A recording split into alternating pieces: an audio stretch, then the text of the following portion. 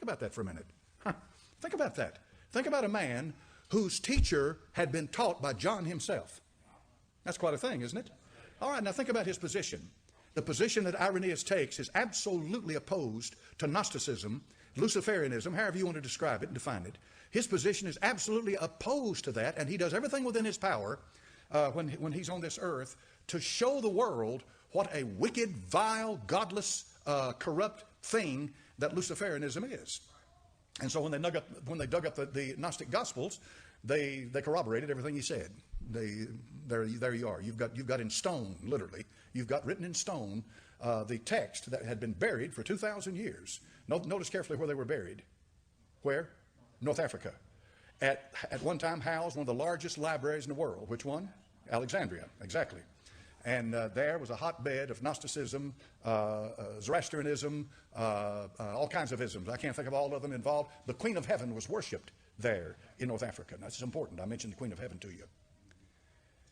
It seems like when we get to digging a little deeper into these church fathers, Irenaeus and Tertullian, it seems like they knew more than people give them credit for.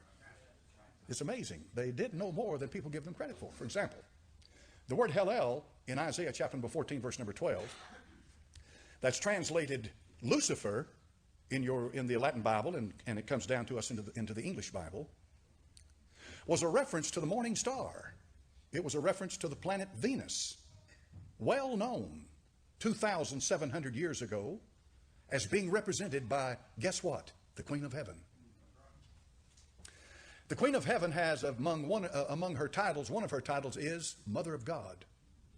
Theotokos, they call it. They had a big dogfight in the 1st century after Christ about the wording Mother of God, Mother of God. Now the Virgin Mary is the mother of our Lord Jesus Christ, all right? Okay? But she did not give birth to God. She gave birth to the God-man. And there was a big dogfight in the 1st century after Christ about that. Some went one way, some went another. And the Catholics, of course, went the route Mother of God, which is a direct term for the Queen of Heaven. She's called the Mother of God. Now, how do we understand that? We have to understand it in the context of Gnosticism. We have to understand it in the context of the old Brahmin religion in India, in the context of Luciferianism, in the context of all of this occult world. And here is how it works. They believe, as Madame Blavatsky in Theosophy taught when she published her magazine, the Lucifer magazine, that the Father is a universal spirit force that permeates everything. But this is the important part, folks. This is what is so important. He is not a person. He's a force. Now think on that for a minute. He gives forth emanations, which are called eons, and these emanations give forth more emanations or creatures or creators, and on down the line. But this force, that is not a person. Every evolutionist that you try to talk to, all right, you try to talk to an evolutionist, all right, you're going to ask him one question. I mean, there's no sense in messing around with a bunch of junk. Get to the point. One question. It is obvious that there is a design going on in creation. If you can't see that, you're ignorant. All right? Who designed it? Here's what he'll tell you. He'll say, well, now, of course, you being a Christian and you being a Bible-believing Christian, you believe that Jehovah designed it, the God of the Old Testament and all that. But we believe that there is some kind of a universal force, a mind, nous in Greek, a mind that is doing this. It is not personified, in a person, but it is nonetheless a power out there. We can't describe it, define it, put it under a microscope, but it does exist because there is definitely something going on, but we are not about to get on the bandwagon with you and say we believe in a creator. You know why they don't want on that bandwagon with the creator, don't you? You got a creator, you got to answer to that creator. You got to answer to him, and they do not want accountability. Don't you think that's remarkable? Now, there are those evolutionists that'll say to you, I have no idea. I mean, it's just there, it happens. And you look back at him and you say, you really think? Are you thinking? Are you using your mind? Where did DNA come from? I mean, do you think that this is just mindless, accidental development? Or isn't there some kind of an intelligence going on here? And so if he will acquiesce and say there is an intelligence, he'll say it is a universal spirit. spirit form. You know what? That's exactly what Plato said 300 years before Christ. That's exactly what the Gnostics believed.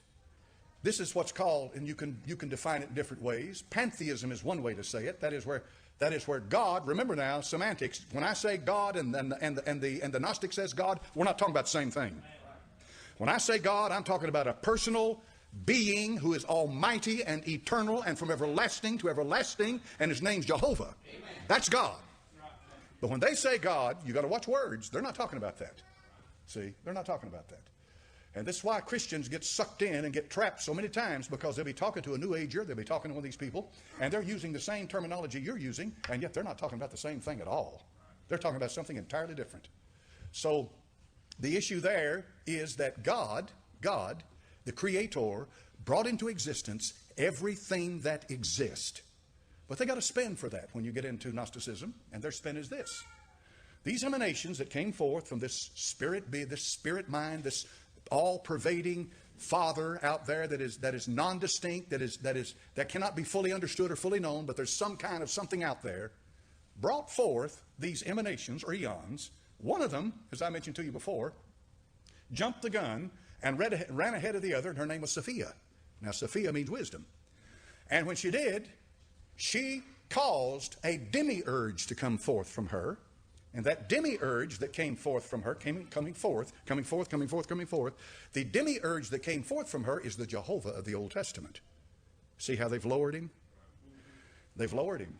And therefore, this demiurge that came forth from her, now watch this, began to create physical things. This is why the Gnostic, if you know the least bit about Gnosticism, you know that which is physical is evil, and that which is spiritual is good.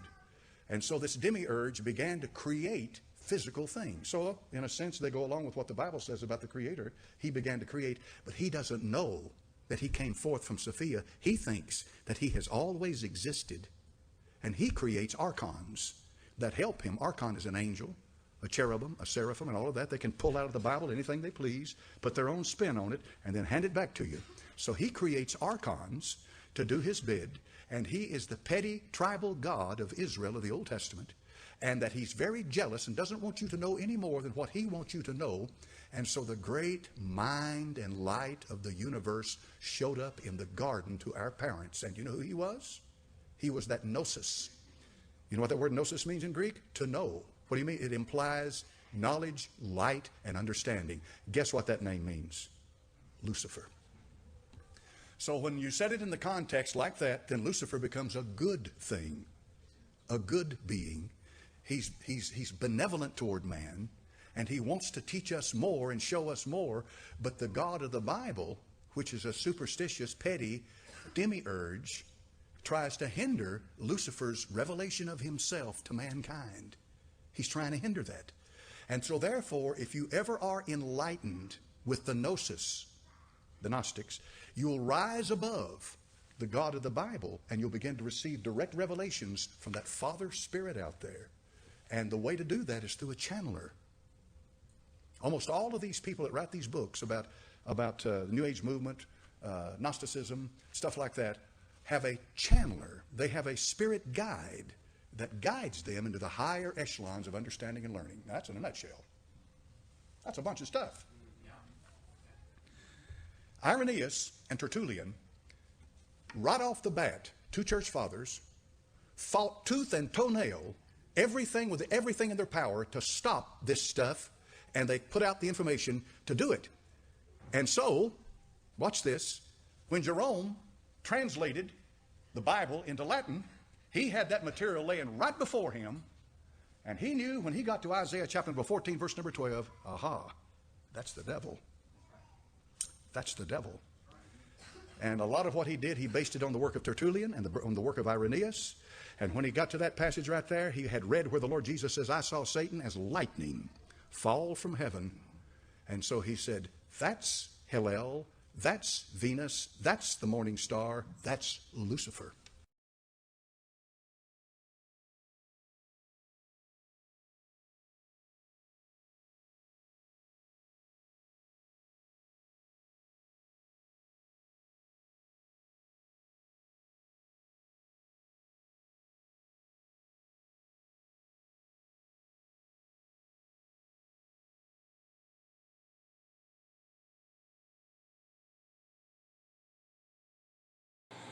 with the whole thing with the devil of the world's a woman, and I touched upon the fallen angel thing and all this other stuff. So I wanted to bring this up again because I think I might have figured out what we're really dealing with here.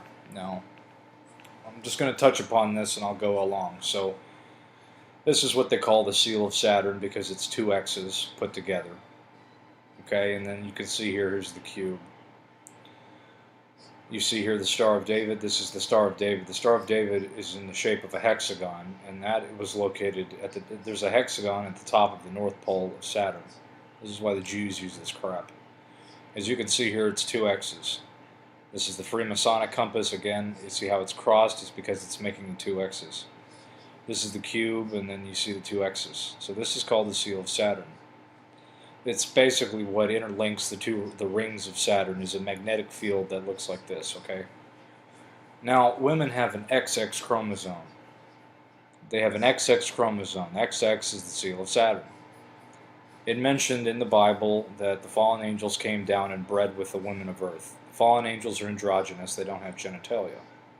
So that means that they couldn't have intercourse with them. They must have done something with the DNA.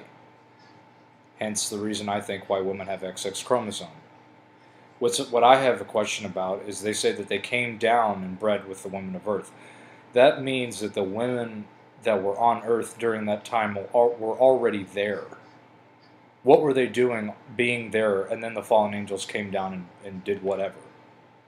I just find that interesting. What were they doing down there first before they came down? Just interesting. So anyways, I'm going to read you this article by this guy. Oh, by the way, his name is XX Caliber. Isn't that funny? The devil is a female, and I can prove it. So I'm just going to read you this article because I thought it was very interesting. So here we go. Okay, now on to showing the devil is a female. Now this is interesting. This is very interesting. First, her name was Lucifer. Lucifer. Lucy, if I'm not mistaken, is the name of a demonic entity. Or the name is origin in demonic. It's a demonic name. Lucifer. Yeah, just look at her big lie right out where you can see it. Right off, she uses her first name itself to put blame on the male. Okay, more proof. Well, God wanted someone who he could share some of his glory with. And he made her first. Now, can you really think he would make a woman for Adam but not for himself? And so the whole thing about that is that, God created a woman to keep him as a companion and whatnot, and so he wanted the same thing for Adam, and then something went haywire. Anyway, to show you more. First thing this woman does is tell him that she is half of everything he made. We all know what happens next. The kick her out phase. Now you have the woman Lucifer, who has been scorned, and hell came into being. They say that, like, hell, what is that saying that goes, hell is a woman or something, or love is hell, and life is a bitch with a woman, and then you die. And then it says hell, and then it said in the Bible that hell is enlarged in herself. There's a Bible verse, I think, that says hell is enlarged in herself. Okay, so let's keep going. So this very pissed off woman, what does she do next in her jelly's rage? Goes and finds the only other woman God made and messes up her life to get revenge on God. Now, I think the whole story of that was that God had two wives or whatever. One of them was, he had two wives.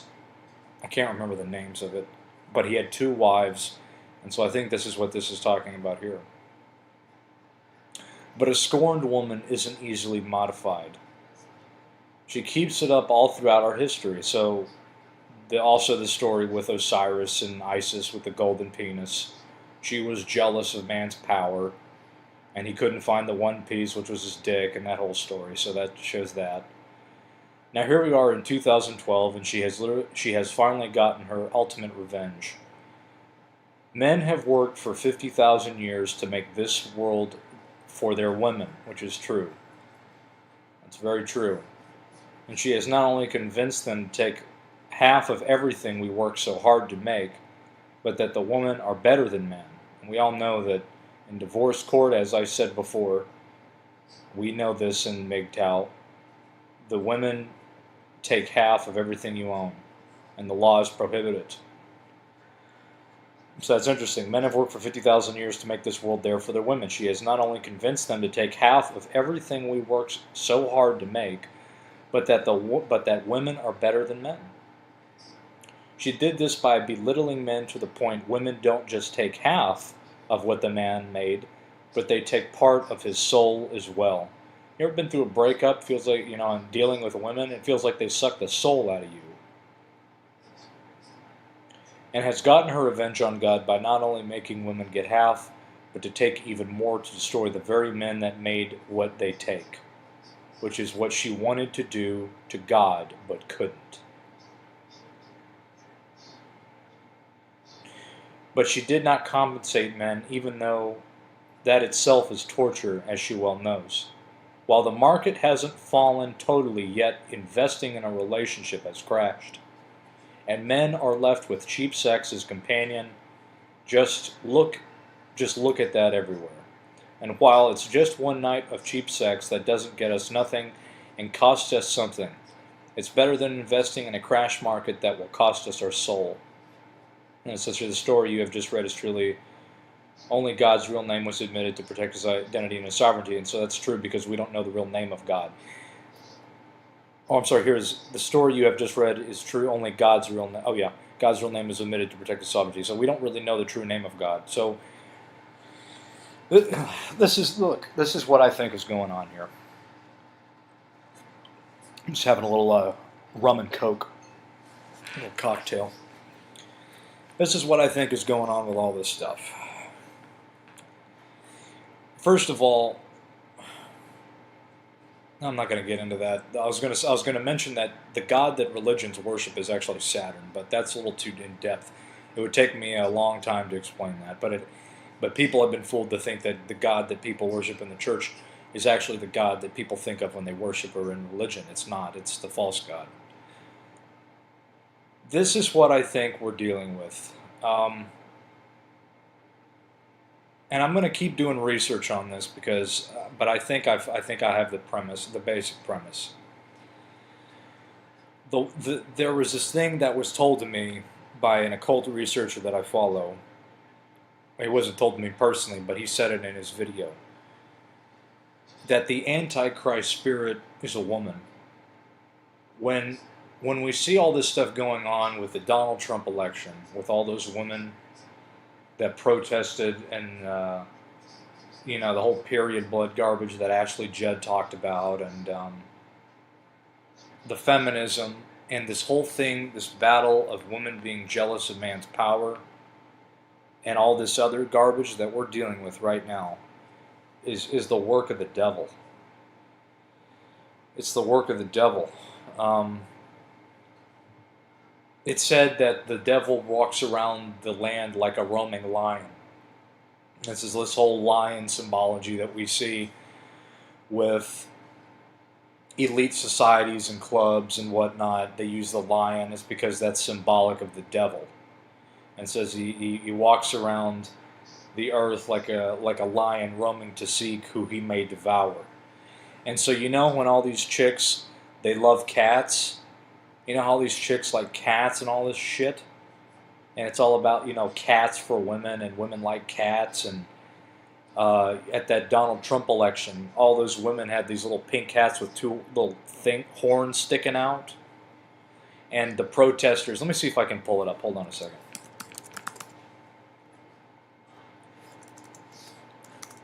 Let's just do this while we're at it. Oh, wait a minute. Women's March.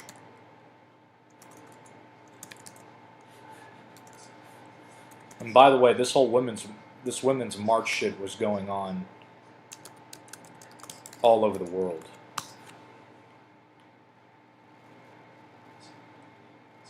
They all had these posters of like cats and shit, and they all were dressed in leopard print, you know, this whole leopard print thing that women were wearing and whatnot. It all has to do with that whole thing with the lion roaming the earth seeking who he may devour, or she may devour. It's the same. Like I said, I think that the devil of this world is a woman. Let me see if I can't find it. Let me see. Cats. But yeah, look. See here? You see these little things here? You see this shit right here? These little two horns? It's a symbolic of a cat.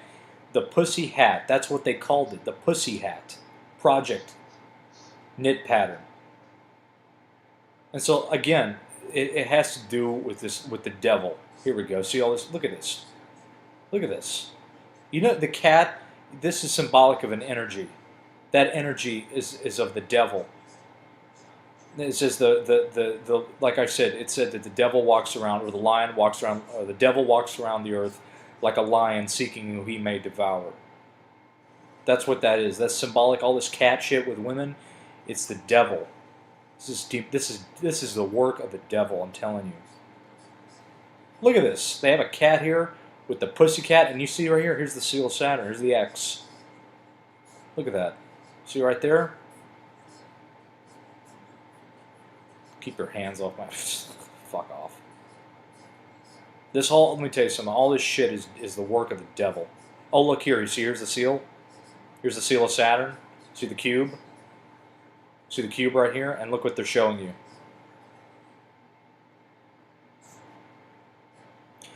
This shit is the work of the devil.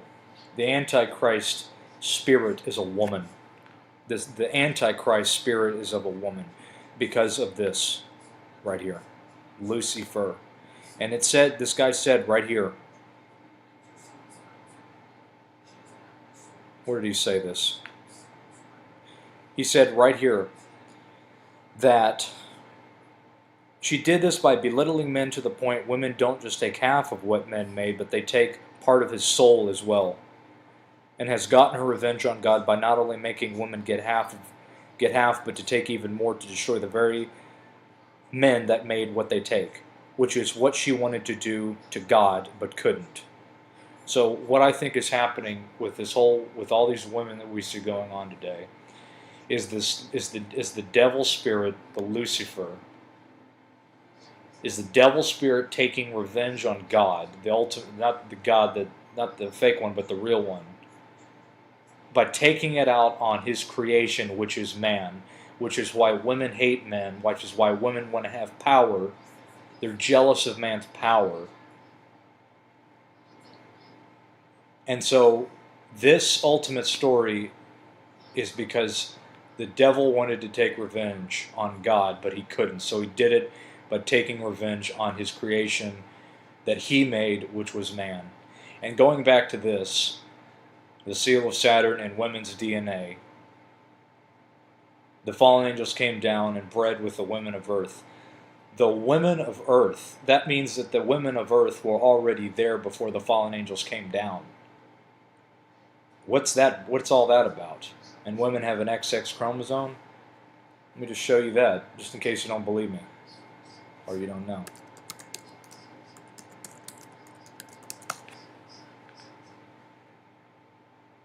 Here we go, let's look this up. Women chromosome. You see here, the XX, women's chromosome, men have an XY chromosome.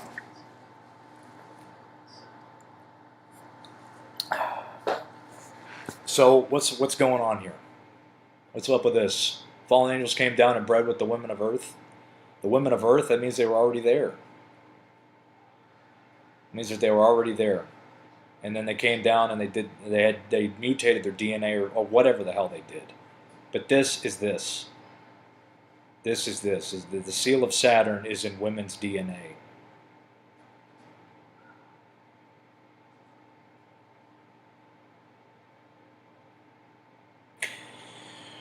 So this is, so like I said,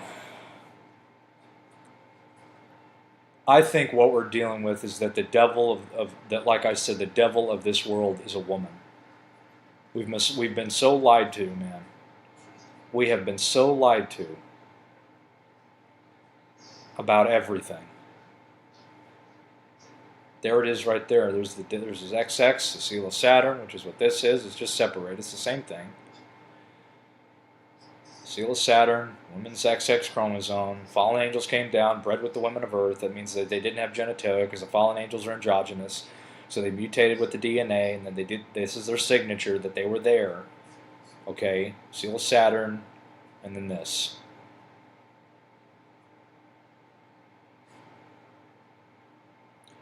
I honestly think that the devil is a woman, Lucifer, Lucy.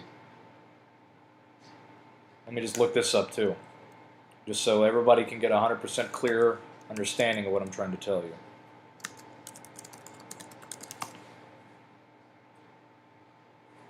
Oh, look at here. Lucy, the daughter of the devil. Lucy, the daughter of the devil is an American computer animated television series aired on Adult Swim programming block of Cartoon Network. It was written and directed by Lauren Beauregard. That's interesting. Why would they put that on there?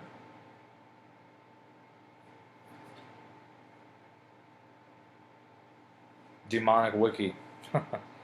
Lucifer stands. Here we go again. By the way, you see, I'm not. That whole article wasn't bullshit. It's not like he was adding in the I. The real name is spelled this way. You just do this right here. You got the Lucy and the fur. It's a Lucy. It's a woman. Lucifer stands for the devil in Christ's demology. Stands for the devil. Okay, so here we go. The Latin word Lucifer is also used to refer to the morning star. And by the way, I want to show you something about the morning star. Check this out.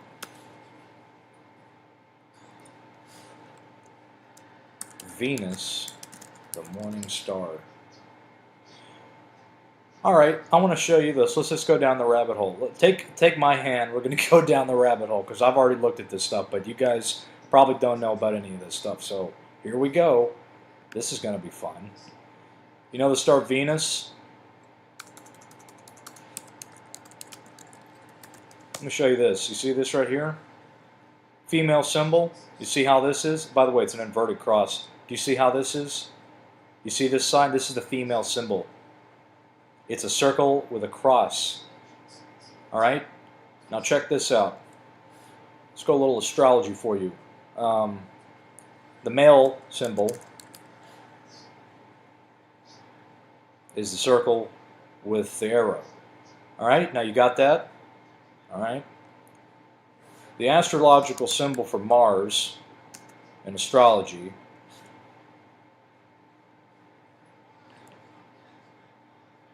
is the circle with the arrow. The Mars in astrology represents the god of war, the ruler of Aries. In astrology, Mars is the planet of energy, action, and desire. It is the survival instinct and can be brought through as leftover animal nature in man. Mars rules our animalistic instincts for aggression, anger, and survival. Now let's go back here. You see how this is? It says here the Latin word for Lucifer is also used to refer to the morning star. Again, female symbol. You see here? See the female symbol here? The astrological symbol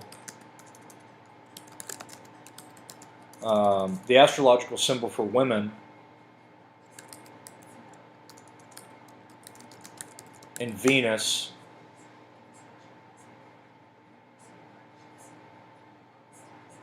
is the woman symbol. You see here? It's the same thing. This is the astrological symbol for Venus. Now that whole thing right here where it talks about refers to the morning star. The morning star. Venus, the morning star. From Earth, Venus can appear to be 47 degrees away from the sun during these times. When it arises and sets forth hours before or after the sun, it can be seen just before the sunrise, whatever. Venus, the morning star. The astrological symbol for Venus is the woman symbol. The Mars is the male symbol. Venus, the morning star. Latin word for Lucifer, also referred to as the morning star. So there you have it. Venus, the morning star, Lucifer, the symbol for woman. It's all there. It's all there. Let's keep going. Hold on, I need a drink. However, in the post-New Testament, the word can also be been used as the name for the devil, primarily in fictional works. Lucifer is not the true name of the devil, but is a misinterpretation of the Holy Bible. Yeah, I don't think so. I think it's, or maybe, I don't know, whatever. The Bible states Lucifer in poor translation of bearer of light. Now, here's the other thing. These people try to cover this shit up because they don't want people to know about it. The bearer of light. The morning star, Venus. And speaks the king Lucifer, a man thought out higher than the God, not the devil.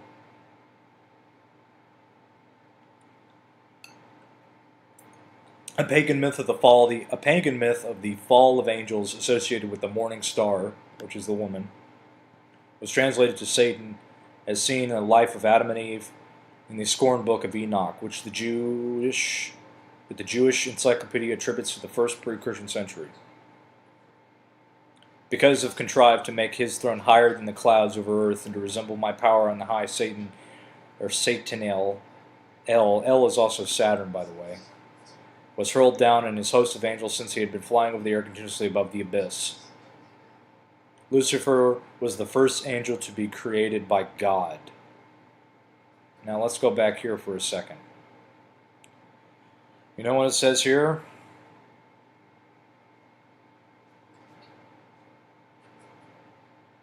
I'm trying to find this article where it talked about this. Okay, more proof. Well, God wanted someone who he could share some of his glory with, and made her first. Made her first. Lucifer was the first angel to be created by God. And he wanted a companion, so that was his first wife. Lucifer is a woman. That was God's first wife, and she turned on him. This is some deep shit, man. This is some fucked up shit.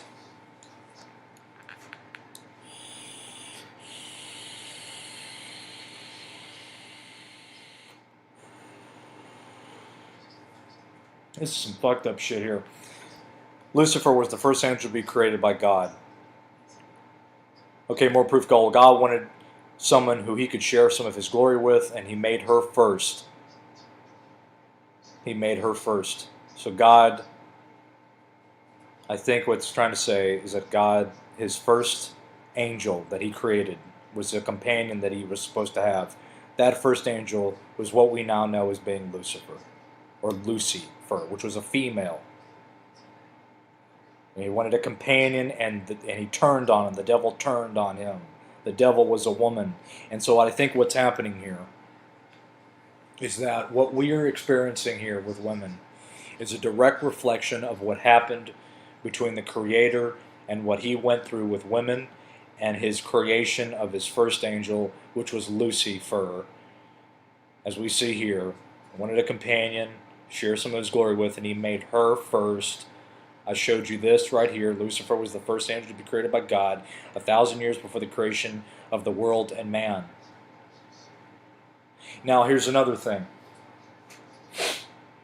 You ever hear about this whole thing when they talk about Mother Earth and all this other crap? Mother Earth? Or, Mother Earth and all this other garbage? I think that Earth is not the Earth was not created by the God or the ultimate creator, the good guy.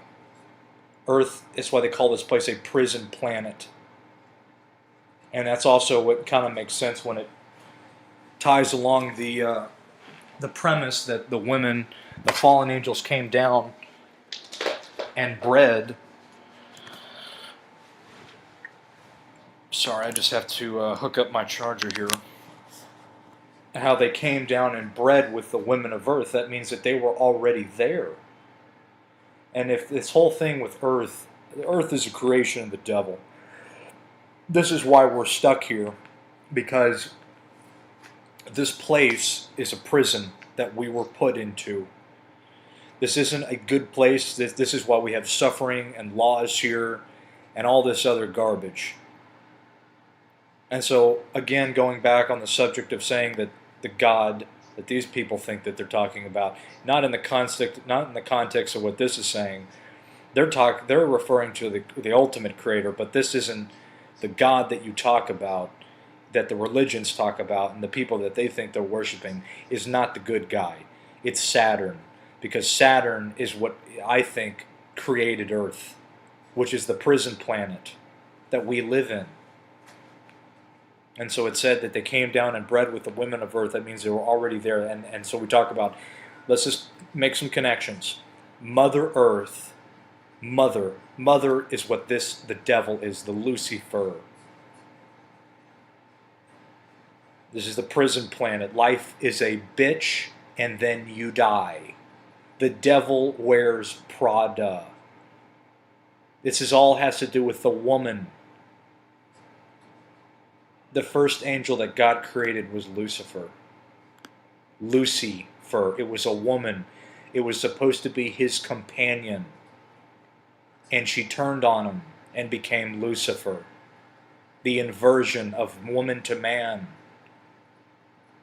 This is what this whole transgender shit is about. It's emulating this crap. Right here, this devil, the Lucifer, the devil. It's emulating it.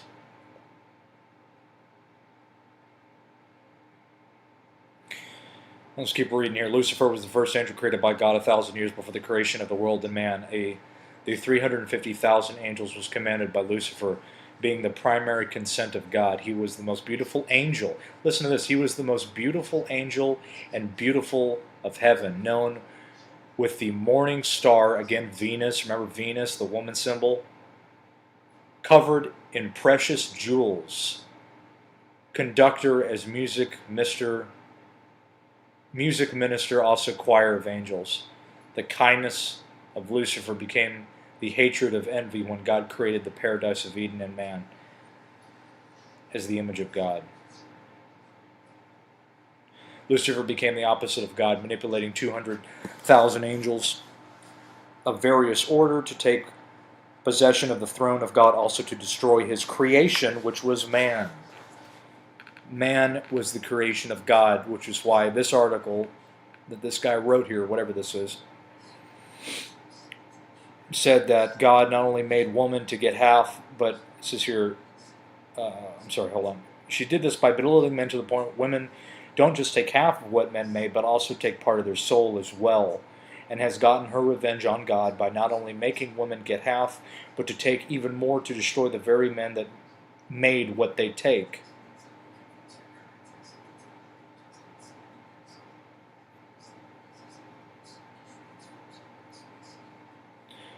To take possession of his throne of God and also destroy his creation. Right here. By making women get half to take more than they destroy the very men that made what they take, which is what she wanted to do to God but couldn't. Lucifer did not want the angels were inferior to the man of God commanded Adam falls along with Eva. What?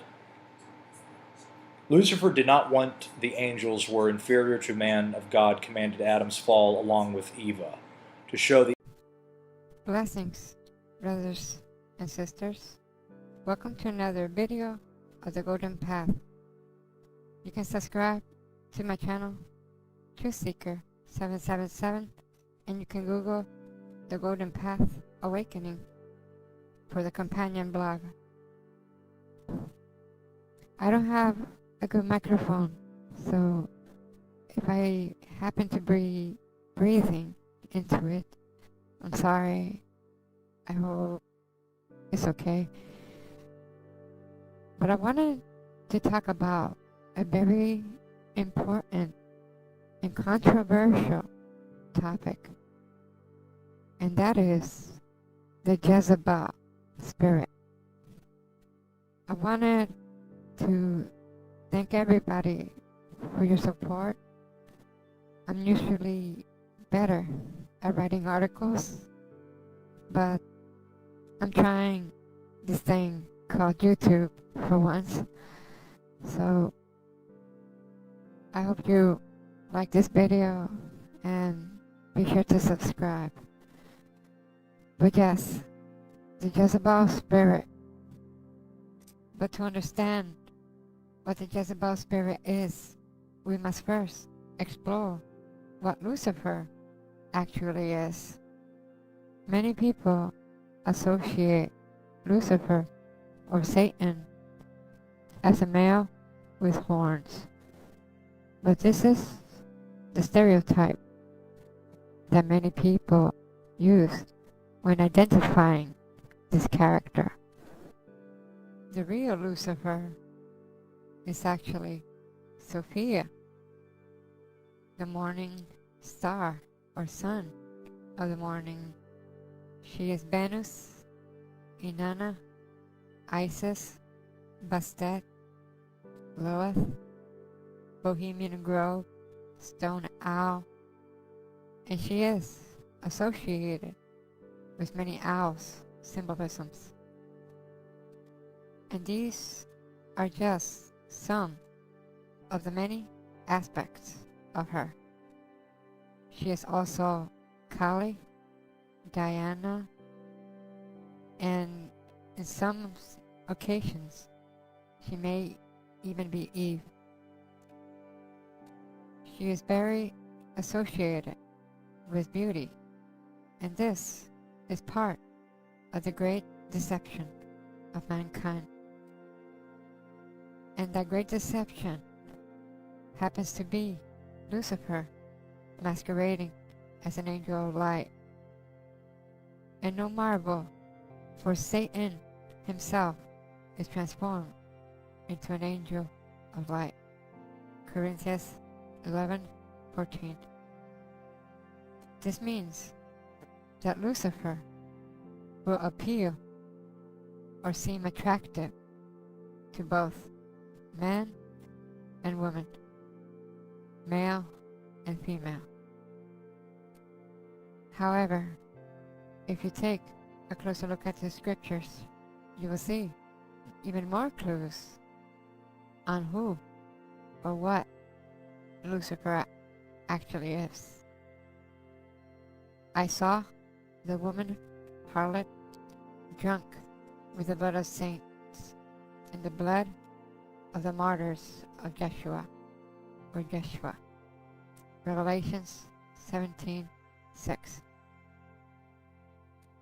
Another clue can be found in the following scripture: the woman on the beast.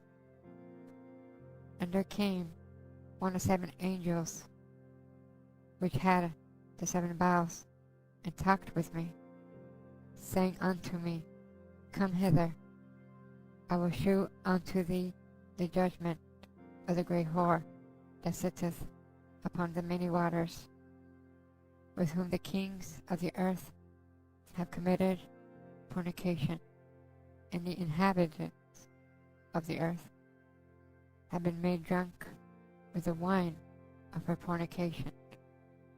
So he carried me away in the spirit into the wilderness, and I saw a woman sit upon a scarlet-colored beast, full of names of blasphemy, having 7 heads and 10 horns.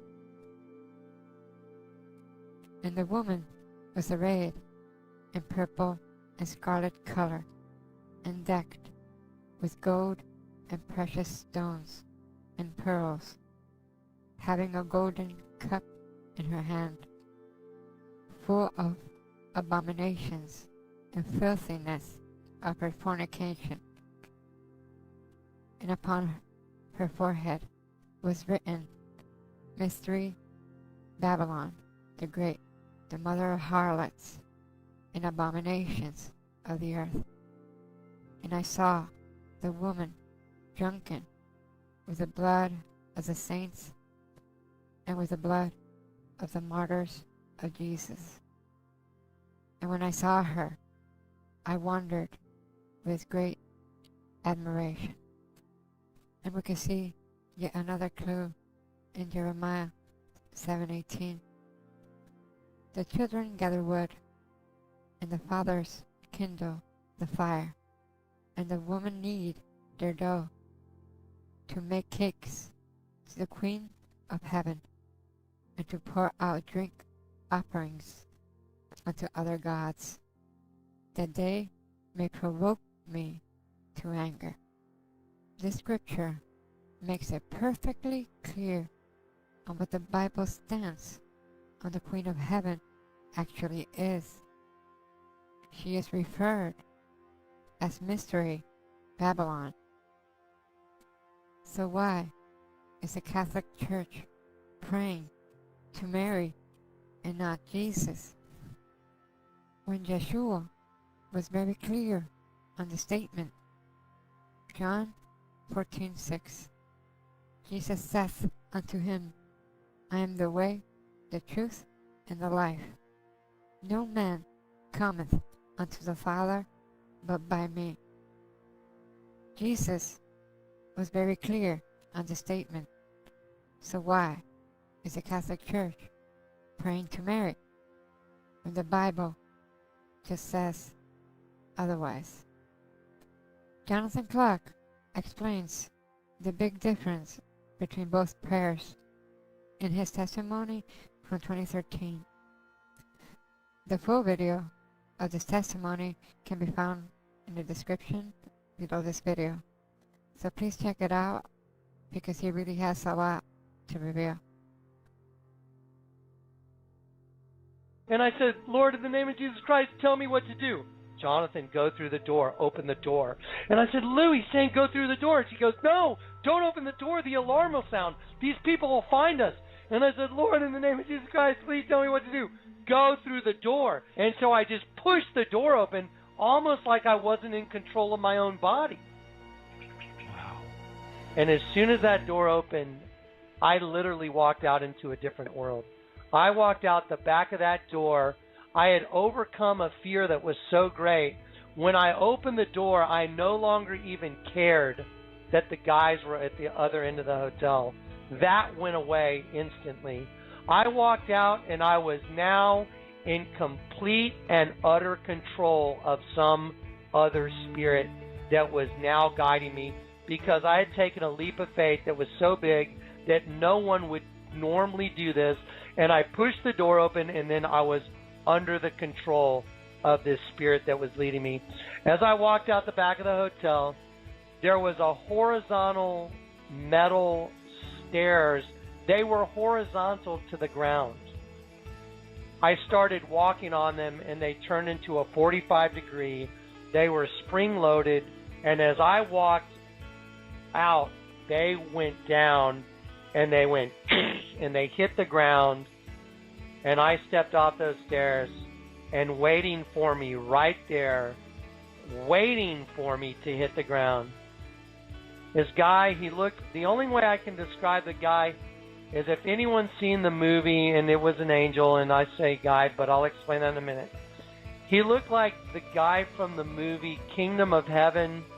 There's a movie called The Kingdom of Heaven, and with Liam Neeson, and there's a guy that plays the right-hand man of Sahaladin in the movie. I forget the actor's name, but that's who this guy looked like. But he was waiting there for me, and he looked at me, and I was under the control of something completely different than what had been controlling me in my entire life. I was connected to a different server. This guy looks at me and he says, "Pray with me, my brother." And he came alongside of me, and he was in complete and utter control. I could only do what he said. He said, "Pray with me, my brother." And he said, we held our hands, palms up towards the sky. And he said, "In the name of Jesus Christ, our Father who art in heaven, hallowed be thy name. Thy kingdom come, thy will be done on earth as it is in heaven. Give us this day our daily bread, and forgive us our trespasses as we forgive those who trespass against us. And lead us not into temptation, but deliver us from the evil one. For thine is the kingdom and the power and the glory forever and ever. Amen." And the second that happened, I was instantaneously a different person. I was filled with light. I was in a different world. I was no longer of the earth. I was on the earth, but I was no longer of it. I was instantly filled with light. All the information that I put out in all these videos was instantly downloaded into me. It was like a computer getting a complete new hard drive, and I got a complete download, and I was instantly, completely, and utterly mesmerized by this new spirit. Everything bad was gone. The new had come. I was a new creation. I stood there in complete stupefaction, even holding my hands out to the side still, stunned, completely and utterly stunned. And Lou is sitting there watching. She's coming down the stairs, and she's like, what is going on? And she's just sitting there looking at me and looking at, it was Michael. She's looking at both of us, and then I looked at him because I knew he had instructions for me. And I looked at him and I said, what am I supposed to do?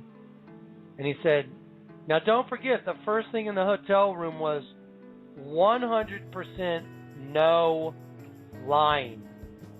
That was my first communication from the Lord. And so then it was time to be put to the test.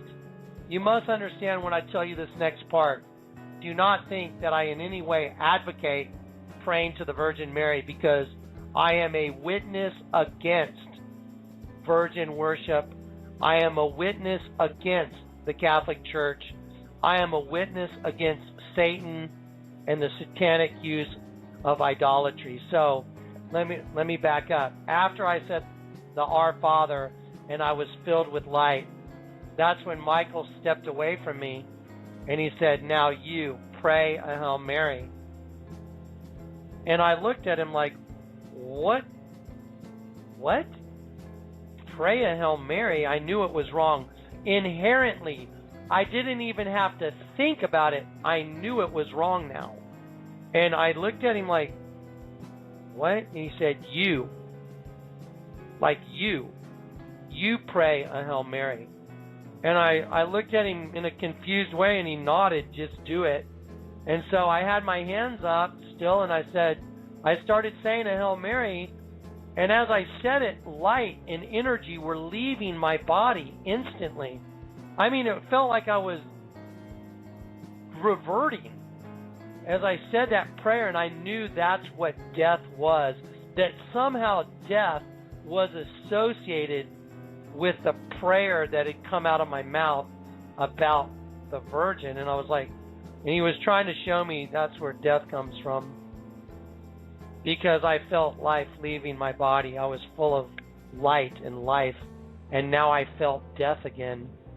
And I looked at him and I was like, what am I supposed to do? And then he said, you look like you need some water. Why don't you go to the bus station and get some water? And he nodded. And I just did what he said. I said, okay. And as I turned to walk out the alley, there's a giant stained glass window that was lit up of an image of Jesus as I'm exiting the alley. And on the wall, and that whole stained glass window is in the shape of a cross. And on the wall underneath, carved into the wall, it shows a man scattering seed. And it says, whatsoever man soweth, that must he also reap. As Jonathan Clark said, praying to Mary is praying to death. And this is telling us of her link to death. But I need you to keep in mind that this is not demonizing the real Mary. Her image is being used to mask the Queen of Heaven, because the image is actually empty. You pray to nothing, and when you pray to nothing, you actually pray to death. That is a revelation. That is a demonic spirit that is leading many people astray. In Daniel 12:1, it is revealed that Michael's rival is actually female.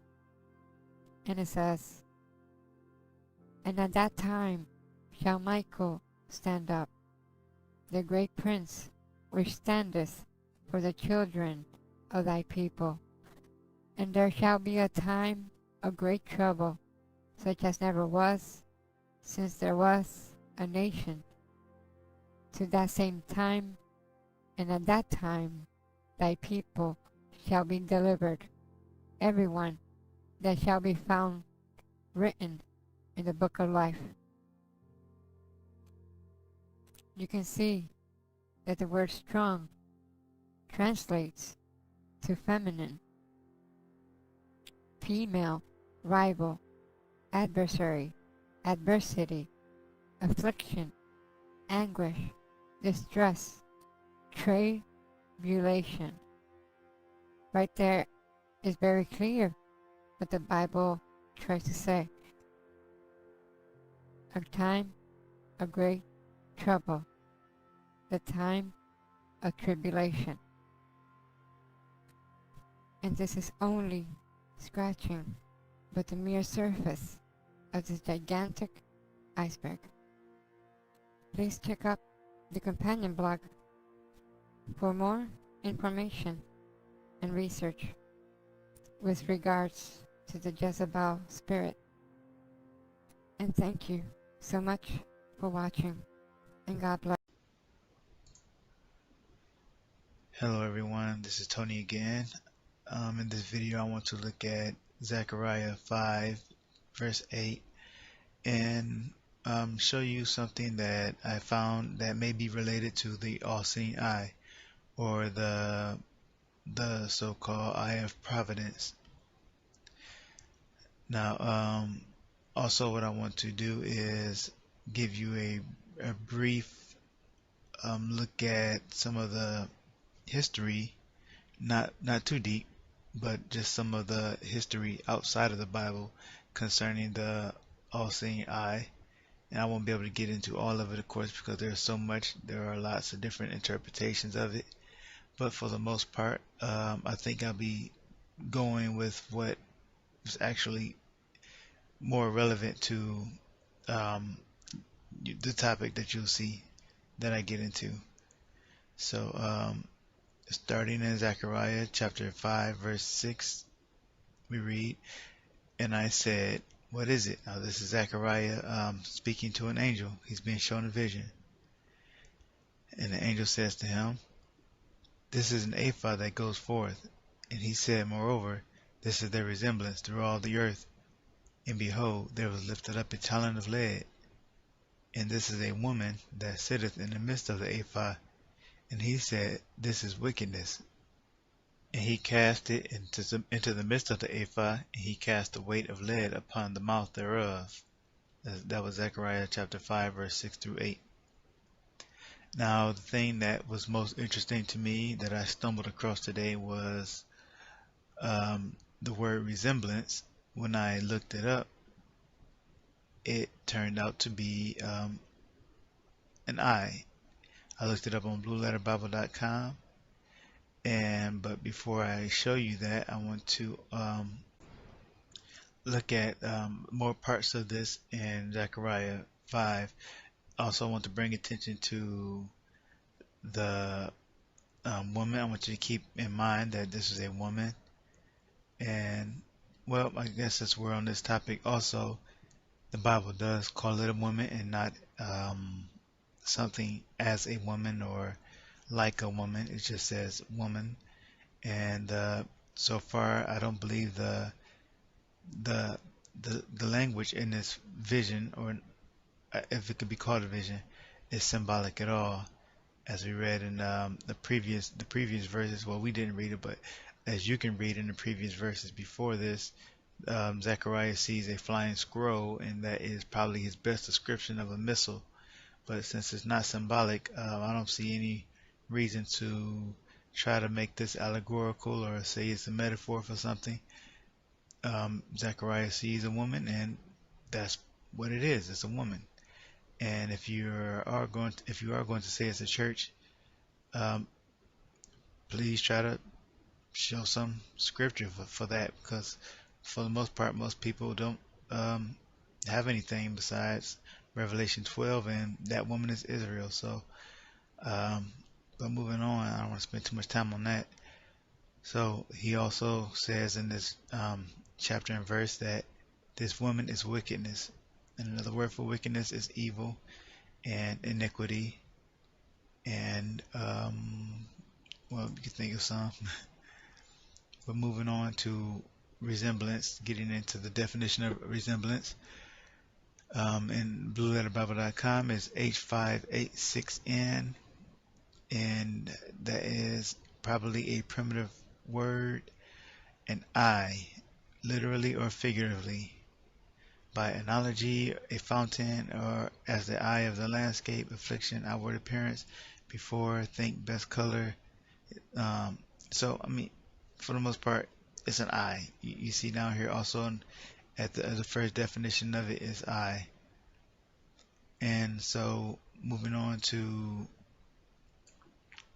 but before that, let's just focus on that. Okay, so going back to Zechariah 5, we see the angel says this is their resemblance. So, in other words, this is their eye throughout all the earth, or through all the earth. So, this woman is this evil woman, this wickedness is the eye. So, that makes you automatically think about the Illuminati, right? In the all-seeing eye. So, this angel says that this woman is the eye. And so, keep in mind that she is, another word for wickedness is evil. Keep that in mind. So, in Matthew chapter 6, verse 22 through 23, we read, "The light of the body is the eye. If therefore thine eye be single, thy whole body shall be full of light. But if thine eye be evil, thy whole body shall be full of darkness. If therefore the light that is in thee be darkness, how great is that darkness?" So we see here that the light of the body is the eye. So you could reverse that and say, well, the eye is the light. So the light of the Illuminati is the eye, and the eye, as we just read, is a woman. The word light is in the Strong's G3088,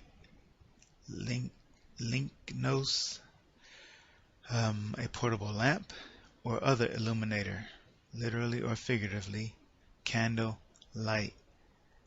Now, keep these words in mind too, candle and light, because they come into play.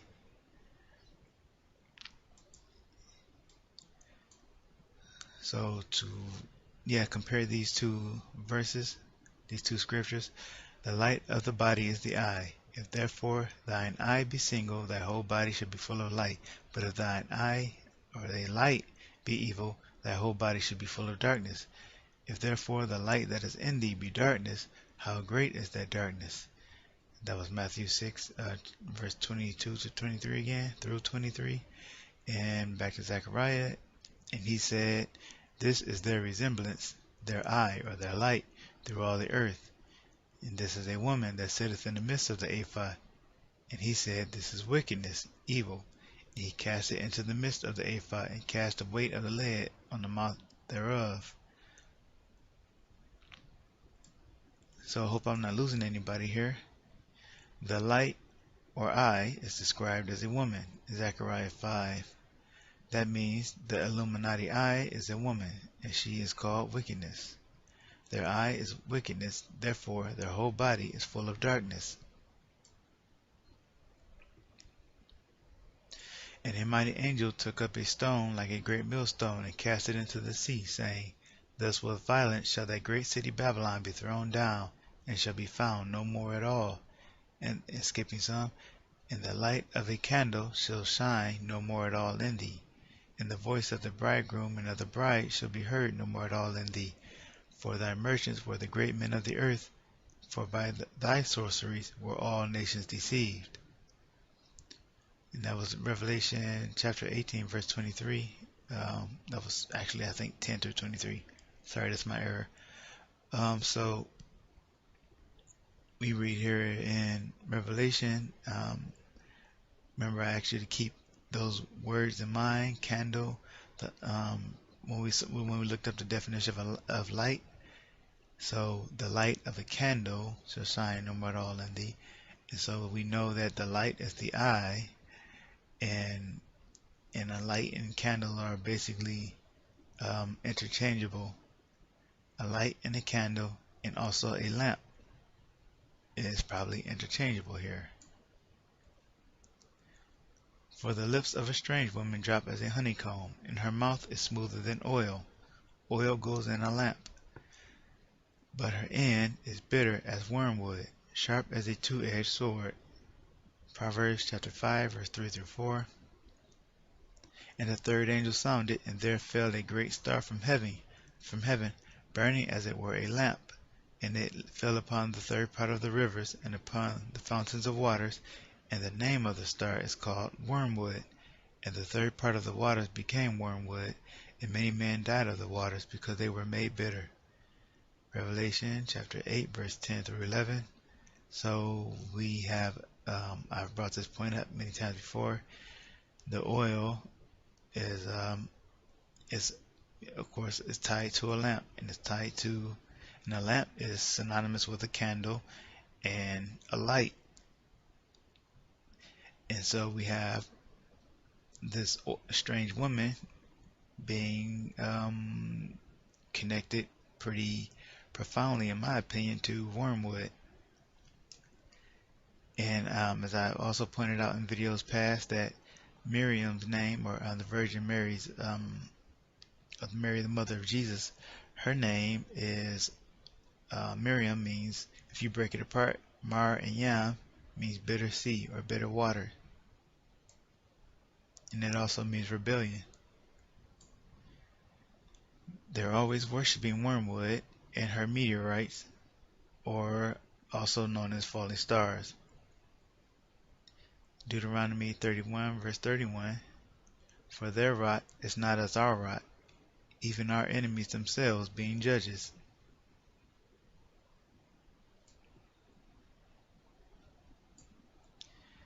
And God said unto Moses, skip me some, thou shalt say unto the children of Israel, I am hath sent me unto you. This is my name forever. Now, as you can see, I skipped some to save space, but you can go back and read this in Exodus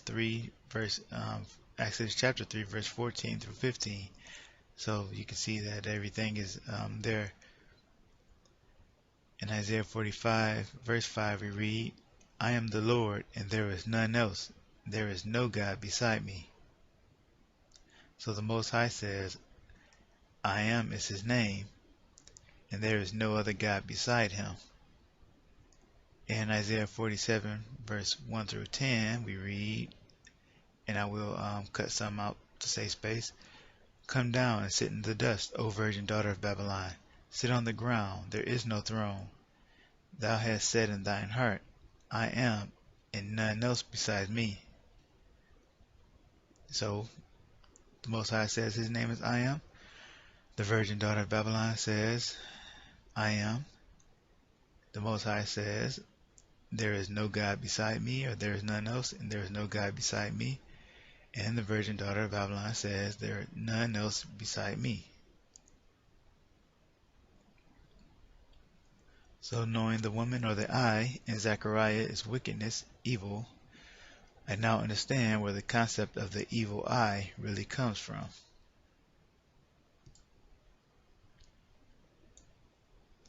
The Hamsa hand, or hand of Fatima, or hand of Mary, also called the hand of Miriam, but I didn't put that in there, is worn for protection against the evil eye. Ironically, the evil eye belongs to the same goddess that it was supposed to protect you from, given that the all-seeing eye was originally a trait of the goddess.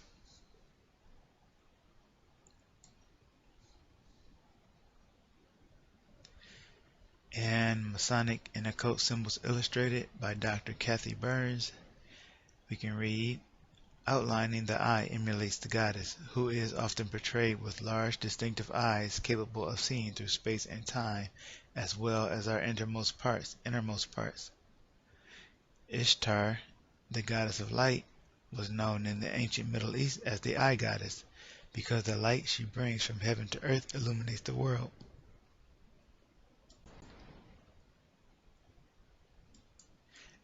And of course, we know that these are all false goddesses.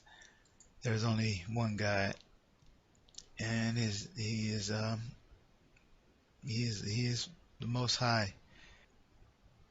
But his name is definitely not Allah. I'll tell you that much. Let's just leave it at that.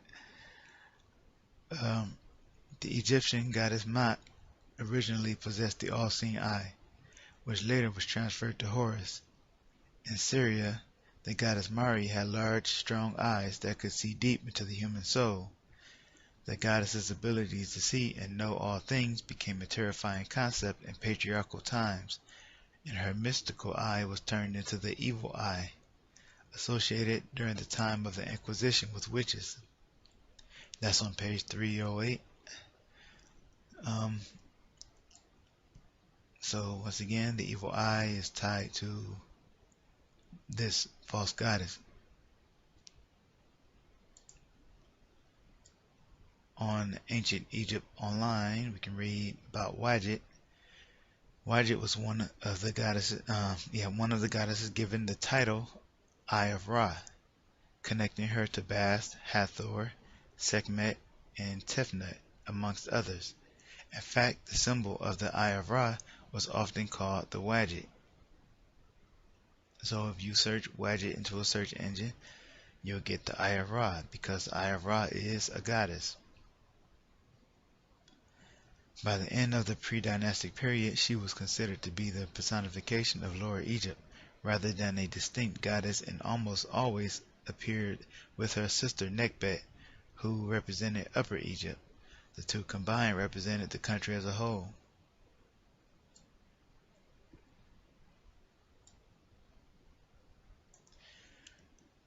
Wadjet and Nekhbet also protected the adult Horus from the followers of Set. Horus pursued them in the form of a winged sun disk, and Nekhbet and Wadjet flanked him in the form of crowned snakes. There is also a suggestion that she was very closely linked to the principle of Ma'at, who represents justice or balance.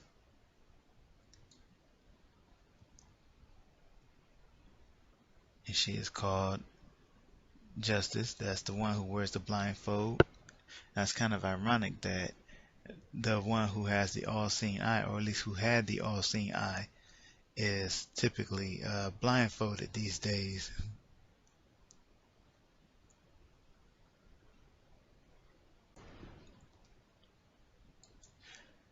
So we're about to change focus just slightly from this point.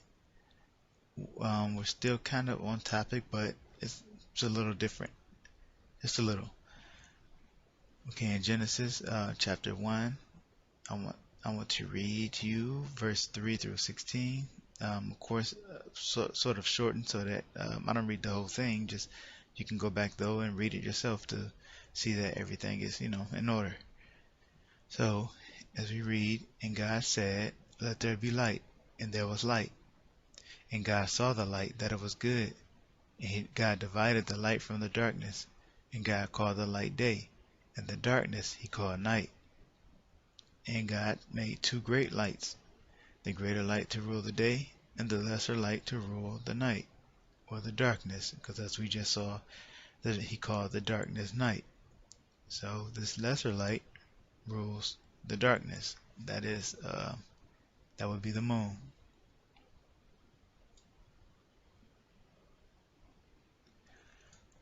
For we wrestle not against flesh and blood, but against principalities, against powers, against the rulers of darkness of this world, against spiritual wickedness in high places. Ephesians chapter 6, verse 12. As we know, wickedness is a woman. And we wrestle here, as it says in Ephesians 6, against the rulers of the darkness.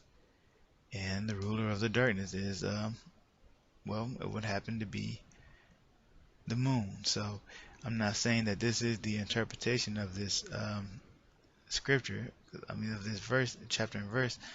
Obviously, there's other ways to look at it. I'm just saying that this is in light of what we've been reading, it's kind of an interesting way to look at it now.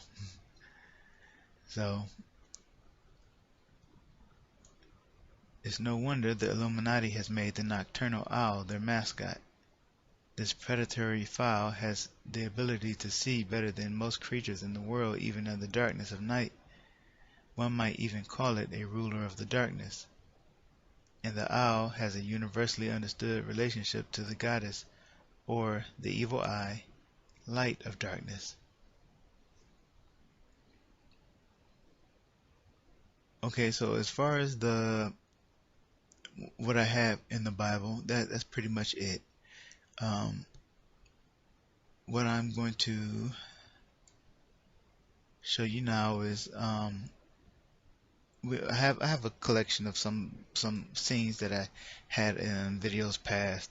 They mostly include some left eye symbolism and symbolism of falling angels, and what's most significant to me is that they seem to indicate to me that this angel that's falling is Isis, or I'm trying to think of a name from the Bible that people won't trip about. I just call it Ashtoreth, or the Queen. That's Queen of Heaven. That's what I call her. Because Lord knows if I call her Venus or anything else, people will be like, "That's not in the Bible." So even though Venus is Ashtoreth, so really that is in the Bible. But anyway, so thank you for watching this video, and I hope it was edifying. I hope it was at least a little bit maybe helps you see things differently. Honest to goodness, I wasn't looking for anything concerning this topic tonight. I was just looking for something in the Bible to study, and I just happened to see the word resemblance when I glanced at Zechariah 5, and I thought, I never really did look into that to see what that word meant. So I decided to do that, and it turned out to be sort of an interesting study. So just let me know if you liked it. Once again, thank you for watching, and Jesus bless you.